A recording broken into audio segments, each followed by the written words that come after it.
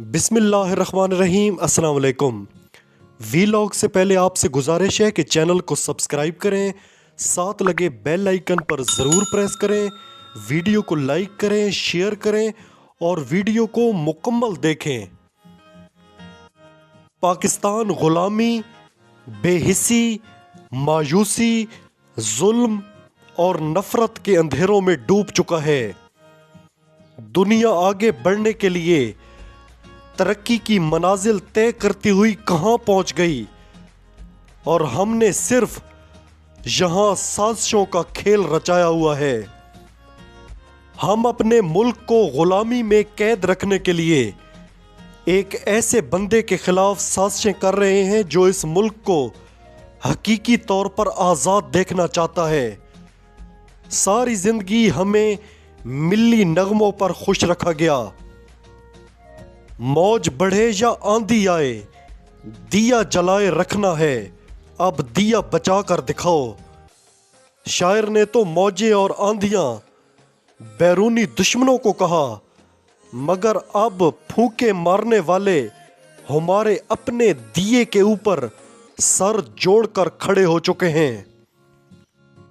کبھی تو کوئی ایسی پلاننگ کر لو جس سے اس ملک کی بھوکی عوام کو فائدہ مل سکے، عوام کے زخموں پر مرہم رکھا جا سکے۔ کبھی تو اس ملک کے مفاد میں کوئی پلاننگ کر لو۔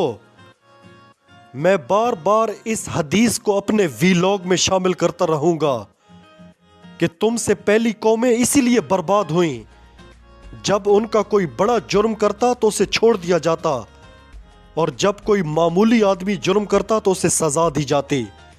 صحیح بخاری کی یہ حدیث ہے۔ میرے پاکستانیوں، ہمیں سوچنا ہوگا کہ کہیں ہم تباہی کی جانب بڑھنا شروع ہو چکے ہیں۔ کیا اللہ ہم سے ناراض ہے؟ یہ ہمیں سوچنا ہوگا۔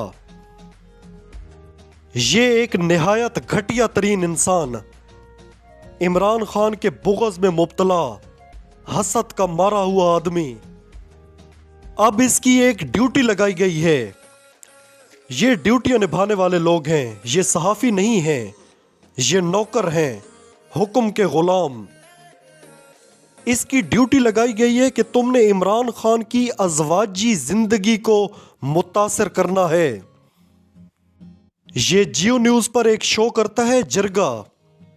اس شو میں اس گھٹیا آدمی نے عمران خان اور بشرا بی بی کا نکاح پڑھانے والے مفتی کو بلایا اور اس نکاح کو متنازع بنانے کی کوشش کی۔ آپ اس کا یہ ٹویٹ دیکھ سکتے ہیں۔ یہ کام یہ خود نہیں کر سکتا۔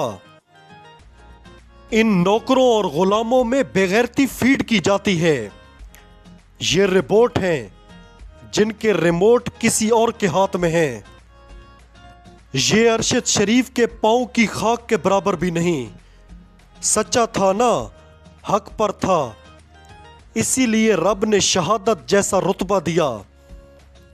وہ ان کی طرح ٹاؤٹ بن کر رہتا تو کیا پرابلم تھی، مگر اللہ کو بھی تو منہ دکھانا ہے نا، ایک دن اس کے سامنے بھی کھڑا ہونا ہے۔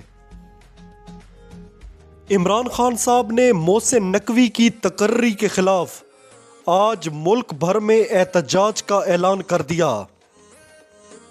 کل انہوں نے ایک اہم خطاب میں الیکشن کمیشن کی جانب سے محسن نقوی کو نگران وزیر اعلیٰ پنجاب مقرر کیے جانے پر ملک بھر میں احتجاج کا اعلان کر دیا۔ عمران خان صاحب نے کہا کہ الیکشن کمیشن نے تمام نام مسترد کر کے محسن نقوی کا نام نگران وزیر اعلیٰ پنجاب کے لیے دیا۔ انہوں نے کہا کہ الیکشن کمیشن نے ملک کو ناقابل تلافی نقصان پہنچایا ہے۔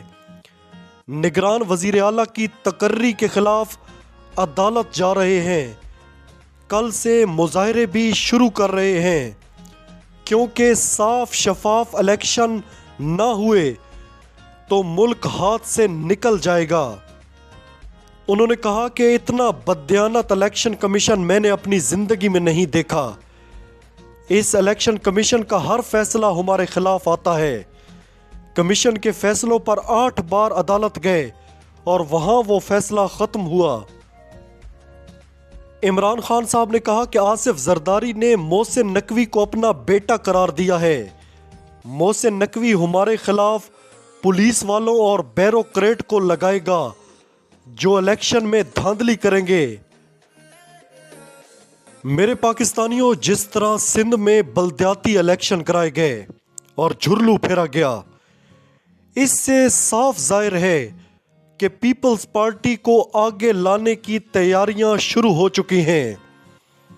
کچھ دن پہلے بلاول زرداری نے ایک امریکی اخبار کو انٹرویو دیا اور کہا کہ میری پارٹی الیکشن جیتی تو بطور وزیر اعظم مخلوط حکومت بنانے کی کوشش کروں گا۔ محسن نقوی کے بعد یہ یقین ہو چکا ہے کہ پیپلز پارٹی کو آگے لانے کی تیاری شروع ہو چکی ہے۔ بلاول کیوں 8-9 مہینوں سے بھاگ دوڑ کر رہا ہے؟ 35 ممالک کے دورے کر چکا ہے، جن دوروں پر 1 ارب 75 کروڑ خرچ ہو چکے ہیں۔ اس سے آپ اندازہ لگا لیں کہ پیپلز پارٹی کو آگے لانے کا منصوبہ تیار ہو چکا ہے۔